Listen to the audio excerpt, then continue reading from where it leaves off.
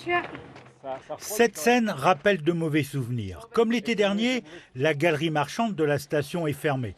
Les habitants et les touristes sont donc obligés de récupérer leurs courses devant le magasin. Une fermeture qui suscite l'inquiétude des commerçants. Nous, on a des produits périssables, donc en rayon, on ne peut pas les garder longtemps. On a des commandes à faire aujourd'hui, on ne sait pas si on va pouvoir les passer. Si par bonheur on pouvait réouvrir, mais du coup on ne sera pas forcément achalandé pour la réouverture, enfin on va faire le maximum, mais c'est très compliqué comme gestion. Ouais. Tous les commerces de la galerie sont déjà fortement impactés.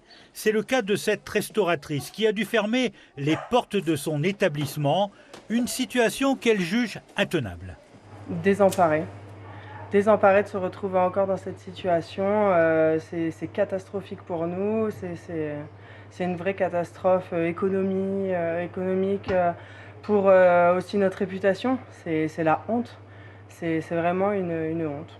Pour justifier cette fermeture, la municipalité invoque des raisons administratives. Depuis de nombreuses années, la ville gérait la sécurité et l'entretien des lieux.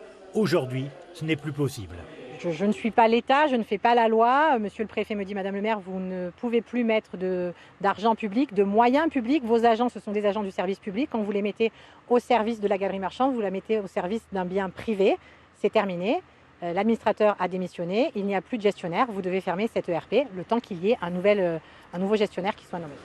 Autour de cette fermeture, il y a aussi un contexte très tendu entre la mairie et les commerçants. La commune souhaiterait racheter la galerie moyennant une participation financière annuelle des commerçants, mais tous ne sont pas d'accord.